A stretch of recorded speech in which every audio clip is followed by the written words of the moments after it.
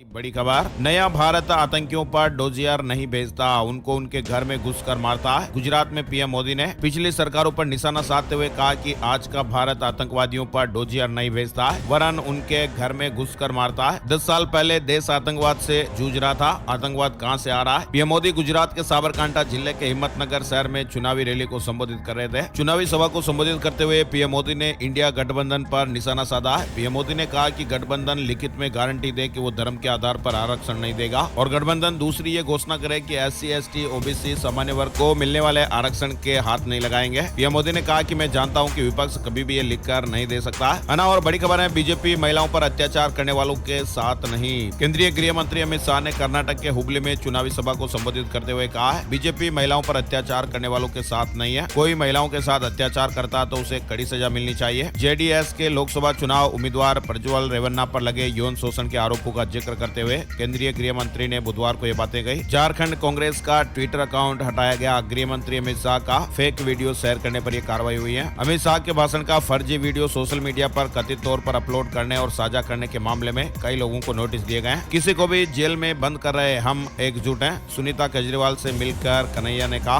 वहीं बड़ी खबर है, कर्नाटक की सियासत में एक सेक्स स्कैंडल ने इन दिनों भूचाल ला दिया और ये मामला देश के पूर्व प्रधानमंत्री HD देवगौड़ा के परिवार से जुड़ा हुआ है। दरअसल उनके बेटे HD रेवन्ना और पोते प्रज्वल रेवन्ना पर आरोप लगा है कि उन्होंने सैकड़ों महिलाओं का शारीरिक शोषण किया। ये मामला बहुत ही ज्यादा हाई प्रोफाइल है। 3000 से ज्यादा वीडियो सामने आ चुके हैं और ऐसे में इस मामले के सामने आते ही वहाँ पर राज्य सरकार ने एक SIT बनाकर इसकी तफ्तीश शुरू कर दी है। कर्नाटक से जुड़ा मामला। वहीं इस मामले में फंसे पूर्व PM देवगौड़ा के सांसद पोते प्रज्वल रेवन्ना ने चुप्पी तोड़ी है। हासन सांसद प्रज्वल रेवन्ना ने अपने ट्विटर अकाउंट पर लिखा कि वह बेंगलुरु में नहीं है। हालांकि उन्होंने अपने वकील के माध्यम से जांच टीम से संपर्क किया है। रेवन्ना ने कहा कि सच्चाई जल्द ही सामने आएगी। हालांकि हासन सांसद ने आरोपों को खारिज करते हुए वीडियो से छेड़छाड़ किए जाने का दावा किया है। बड़ी खबर आ रही है, अलर्ट रहने की। गोल्ड लोन लेने वाले सावधान हो जाइएगा। रिजर्व बैंक ऑफ इंडिया ने एक बड़ा ऐलान किया है। देश भर में गोल्ड लोन के मामलों में तेजी से बढ़ोतरी देखी जा रही है और फर्जीवाड़े भी बढ़ रहे हैं और इसी बढ़ रहे फर्जीवाड़े को देखते हुए RBI ने लोगों को सतर्क रहने के लिए कहा है। RBI ने फिनटेक या ऑनलाइन प्लेटफॉर्म के माध्यम से बांटे जा रहे गोल्ड लोन को लेकर आगाह किया और सतर्क रहने के लिए बोला है। RBI ने कहा कि ये जो कंपनियां हैं वो जिस तरह से गोल्ड लोन बांट रही है उसमें गोल्ड का वैल्यूएशन ठीक से नहीं हो रहा है और इसमें भी फील्ड एजेंट घरों पर जाकर जो गोल्ड कलेक्शन करते हैं वहां पर ग्राहक के गोल्ड की वैल्यूएशन सही से नहीं होती है और वैल्यूएशन सही नहीं होने से आपको अपने गोल्ड के बदले कम अमाउंट का लोन मिलता है और ऐसे में आपको ये लोन बाकी अन्य लोन से महंगा पड़ता है। 10 देशों के 18 पार्टी के नेताओं के साथ मिले नड्डा, जयशंकर और वैष्णव। चुनावी प्रक्रिया पर बातचीत हुई है। भाजपा मुख्यालय में 10 देशों के 18 राजनीतिक दलों के प्रतिनिधि भारत पहुंचे और यहाँ भाजपा की चुनाव अभियान रणनीतियों और समग्र चुनावी प्रक्रिया पर चर्चा हुई है। ये भाजपा को जाने पहल का हिस्सा था। लगभग 5 घंटे तक चर्चा हुई। विदेशी राजनेताओं को चुनाव प्रक्रिया, EVM प्रणाली जैसे मुद्दों पर जानकारियां दी गई। 10 देशों के पार्टी नेताओं के साथ बैठक हुई है ना। और बड़ी खबर आ रही है, मोदी की मिमिक्री करने वाले श्याम रंगीला उनके सामने लड़ेंगे चुनाव। प्रधानमंत्री नरेंद्र मोदी की मिमिक्री करने वाले श्याम रंगीला को आप भी जानते होंगे। अब वो प्रधानमंत्री जी के सामने चुनाव लड़ने जा रहे हैं। श्याम रंगीला वाराणसी लोकसभा सीट से PM मोदी के सामने निर्दलीय नामांकन दाखिल करेंगे। श्याम रंगीला ने ट्विटर अकाउंट पर जानकारी दी है। SC, ST समुदाय के 4 संत महामंडलेश्वर नियुक्त हुए हैं। आयोजक ने बोला कि 1300 साल में ऐसा पहली बार हुआ है। समानता के सिद्धांत को बढ़ावा देने के लिए फैसला हुआ। संत समाज के इतिहास में पहली बार अनुसूचित जाति और अनुसूचित जनजाति के संतों को महामंडलेश्वर बनाया गया। अखिल भारतीय अखाड़ा परिषद अहमदाबाद द्वारा आयोजित समारोह में गुजरात के साधु संतों की मौजूदगी में गुजरात के 4 संतों को महामंडलेश्वर की पदवी दी गई है ना। और बड़ी खबर आ रही है, कॉमर्शियल गैस सिलेंडर 19 रुपए सस्ता हो गया है। कंपनियों ने अप्रैल के बाद अब मई में दामों में कटौती की है। घरेलू गैस सिलेंडर की कीमतों में कोई बदलाव नहीं हुआ है। राजस्थान समेत देश भर में तेल गैस कंपनियों ने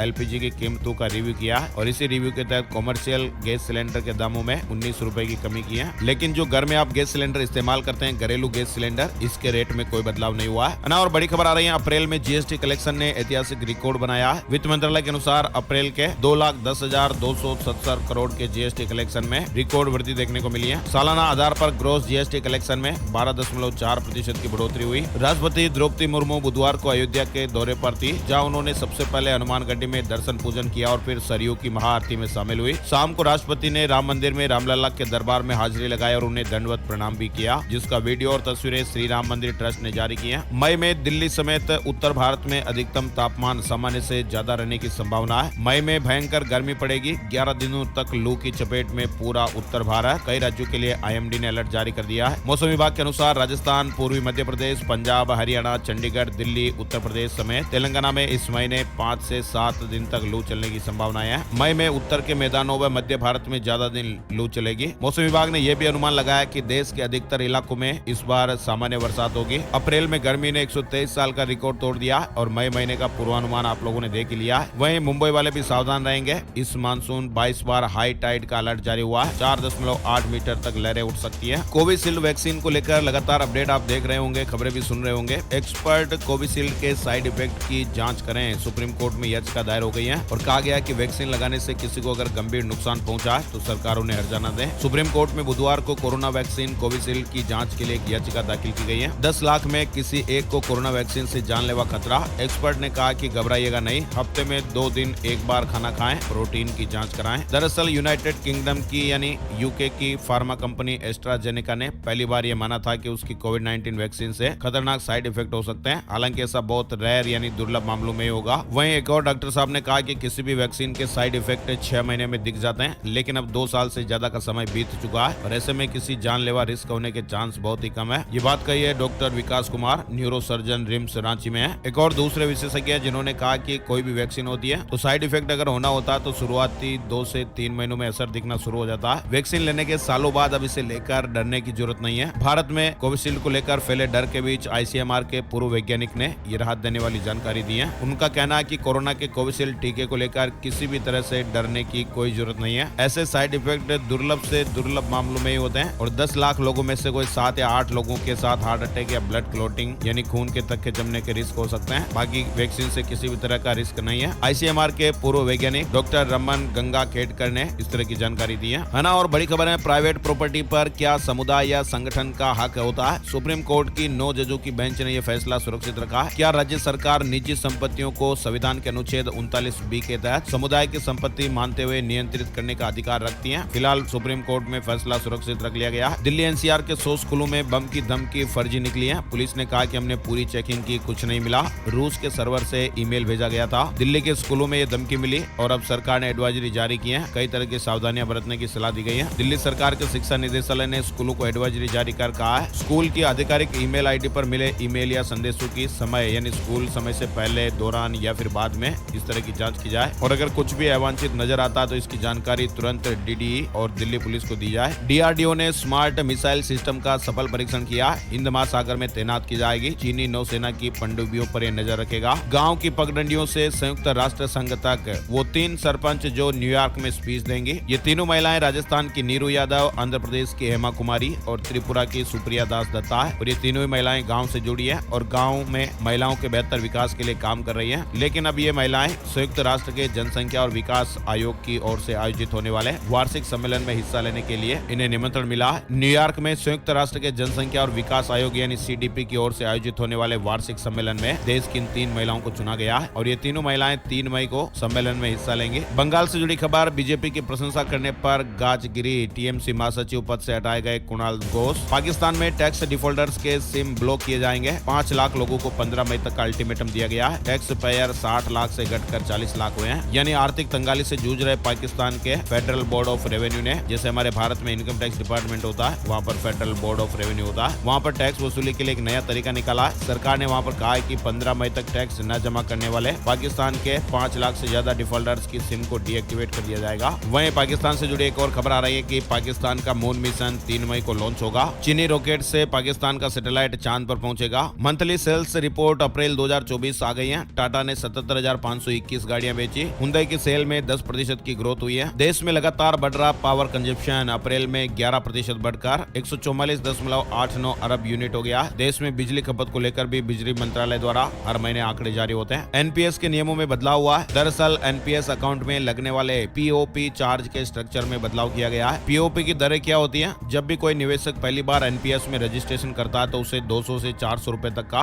पीओपी देना होता है। इसके बाद निवेशक को 0.50% का कंट्रीब्यूशन देना होगा और ये चार्ज 30 से 25,000 रुपए के बीच रहता है। एनपीएस अकाउंट सुचारू रूप से चले इसकी जिम्मेदारी पीओपी की होती है और पीओपी की नियुक्ति एफपीएफआरडीआई करता है। वैसे पीओपी एक तरह का नेटवर्क है ना। और बड़ी खबर, कोटक महिंद्रा बैंक के मैनेजिंग डायरेक्टर केवीएस मणियन ने तत्काल प्रभाव से पद से इस्तीफा दे दिया। 29 साल से ज्यादा काम किया था, एक बड़े अधिकारी के रूप में काम कर रहे थे, इस्तीफा दे दिया। आरबीआई की रिपोर्ट आई है, उद्योगों को बैंक लोन लोन मार्च में 8.5% बढ़े हैं। पर्सनल लोन में कमी देखने को मिली है। इस बार नए आस्था पथ से बद्रीनाथ तक पहुंचेंगे तीर्थयात्री। 12 मई को धाम के कपाट खुलने जा रहे हैं। इस साल बद्रीनाथ धाम की यात्रा 12 मई से शुरू हो रही है। आस्था पथ में बदलाव किया गया है। बद्रीनाथ धाम तक पहुंचने वाला पुराना आस्था पथ ध्वस्त होने के कारण अब साकेत तिराए से अलकनंदा किनारे से होते हुए करीब 100 मीटर का नया रास्ता बनाया जा रहा है। रेल रोको आंदोलन से जुड़ी खबर। किसानों के विरोध की वजह से 2 दिन 81 ट्रेनें निरस्त रहेगी। किसान आंदोलन ने रेलवे की समय सारणी को बिगाड़ दिया है। पंजाब व जम्मू रेलवे रूट पर चलने वाली 300 से अधिक ट्रेनें प्रभावित हो रही हैं। गुरुवार व शुक्रवार को 81 से अधिक ट्रेनें निरस्त रहेगी। पंजाब के संबू रेलवे स्टेशन पर किसानों के रेल रोको आंदोलन की वजह से यात्रियों को खासा परेशानियों का सामना करना पड़ रहा है। ध्यान दें, शेयर बाजार के निवेशक। अमेरिका में आया ब्याज दर पर फैसला।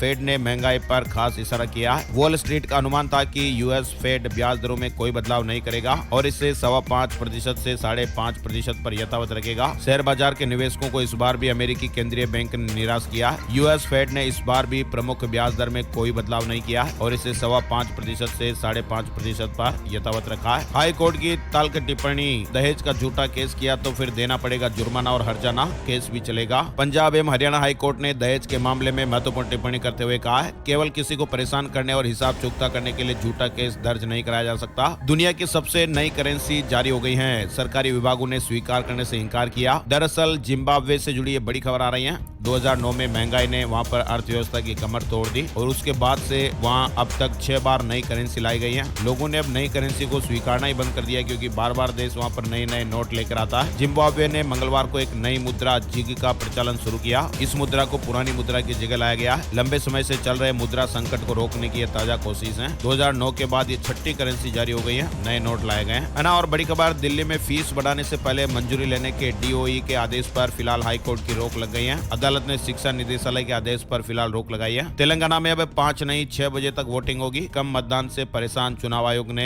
मतदान का समय बढ़ा दिया है। बिटकॉइन में भारी गिरावट देखने को मिली है। 2 महीने के निचले स्तर पर पहुंच गया है। सऊदी अरब में बारिश ने कोहराम मचाया हुआ है। सबसे पवित्र शहर में चौंकाने वाला मंजर दिखाई दिया। खतरा बरकरार है। 24 घंटे की हुई मूसलाधार बारिश में सऊदी के कई शहर डूब गए। इधर चीन में भी बारिश से हाईवे ढह गया। 24 लोगों की जानें चली गई। हिमाचल में भी बर्फबारी देखने को मिल रही है और बर्फ की वजह से 49 सड़कें बंद हो गई हैं। 15 मई तक सर्दी का मौसम बना रहेगा। हिमाचल प्रदेश के भी ऊंचे पहाड़ी इलाकों में सोमवार से ही बर्फबारी देखने को मिल रही है। कुल्लू मनाली से लेकर रोहतांग पास तक बर्फ की चादर चढ़ी हुई है। सुप्रीम कोर्ट के आदेश पर चुनाव आयोग ने ईवीएम वीवीपैट से जुड़ा प्रोटोकॉल बदला। नए निर्देश जारी हो गए। जुकाम, खांसी, उल्टी और पेट दर्द के मामलों में बढ़ोतरी देखी जा रही है। अस्पतालों में लंबी लंबी लाइनें देखने को मिल रही है। डॉक्टर्स ने कहा कि गर्मी में खान पान का ध्यान रखें। वायरल फीवर भी चल रहा है, सावधान रहिएगा। कोलकाता पटना वंदे भारत ट्रेन में खराबी आई। यात्रियों के टिकट के रुपए रेलवे ने रिफंड किए हैं। राजस्थान से जुड़ी बड़ी खबर आ रही है। आरटीई में अब 10 मई तक आवेदन कर पाएंगे। 13 मई को लॉटरी निकलेगी। 35,000 से ज्यादा प्राइवेट स्कूलों में फ्री एडमिशन से जुड़ी खबर है। शिक्षा विभाग ने बुधवार को जो लॉटरी निकलने वाली थी उस लॉटरी को निरस्त कर आवेदन की प्रक्रिया को 10 दिन और आगे बढ़ा दिया। ऐसे में पेरेंट्स अपने बच्चों के अब 10 मई तक ऑनलाइन आवेदन कर सकते हैं। 13 मई को लॉटरी निकाली जाएगी। नई मारुति सुजुकी स्विफ्ट की बुकिंग शुरू हो गई है। महादेव सट्टा ऐप कैश डमी कंपनियों से शेयर मार्केट में निवेश किया गया।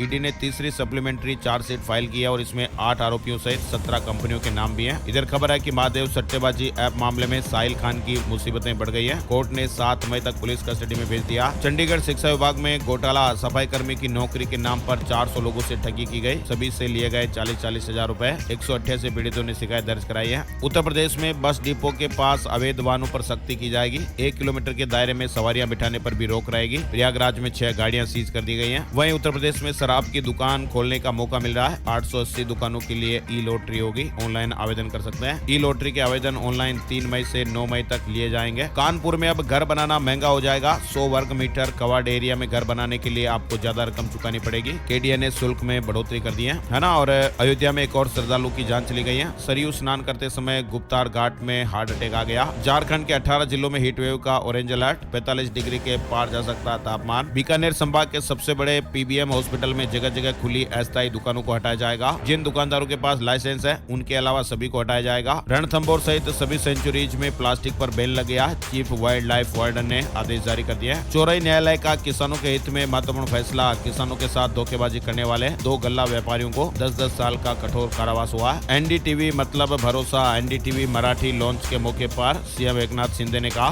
सूरत से निर्विरोध निर्वाचन संबंधी जनहित याचिका पर तुरंत सुनवाई से गुजरात हाईकोर्ट का इंकार हो गया। आईपीएल में पंजाब की चेन्नई पर लगातार 5वीं जीत। इसी ने तेलंगाना तेलंगाना के पूर्व सीएम केसीआर के चुनाव प्रचार पर 48 घंटे की रोक लगा दी है। गो फर्स्ट के 54 विमानों का रजिस्ट्रेशन कैंसिल हो गया। दिल्ली हाईकोर्ट के आदेश के बाद डीजीसीए ने कार्रवाई की। 1 साल से गो फर्स्ट की फ्लाइट्स बंद है। हेमंत सोरेन की जमानत याचिका पर फैसला सुरक्षित, तारीख अभी तय नहीं है। 31 जनवरी से पूर्व सीएम जेल में। अडानी विल्मर का चौथी तिमाही में शुद्ध मुनाफा 59% बढ़कर 156 करोड़। कंपनी की आय 3% घटी है। अंबुजा सीमेंट का चौथी तिमाही में शुद्ध मुनाफा 6% बढ़कर 532 करोड़ रुपए। कंपनी की आय 12% बढ़ी है और प्रति शेयर 2 रुपए का लाभांश भी कंपनी देगी। टाटा ने 837 करोड़ की शॉपिंग की है। सिंगापुर की कंपनी से टाटा प्ले के 10% शेयर खरीदे हैं। वेदांता से जुड़ी खबर है। वेदांता की भारत में 4 साल में $20 अरब निवेश करने की योजना है, अनिल अग्रवाल ने कहा है। राजस्थान में आरपीएससी ने 6 परीक्षाओं का शेड्यूल जारी कर दिया है। अगले साल जनवरी से जून के बीच में जो परीक्षाएं होगी उनका शेड्यूल जारी हुआ है। आरएएस प्रारंभिक की ओमार सीट की कार्बन कॉपी में छेड़छाड़ की। अभ्यर्थी ने कोर्ट में गलत सबूत पेश किया। आरपीएससी ने 2 साल के लिए कैंडिडेट को डीबर कर दिया। अमेरिकी कंपनी हार्ले डेविडसन ने भारत में नई बाइक लॉन्च की है। मौजूदा बाइक की नई कीमतें भी जारी हो गई है। मुंबई नगर पालिका क्षेत्र में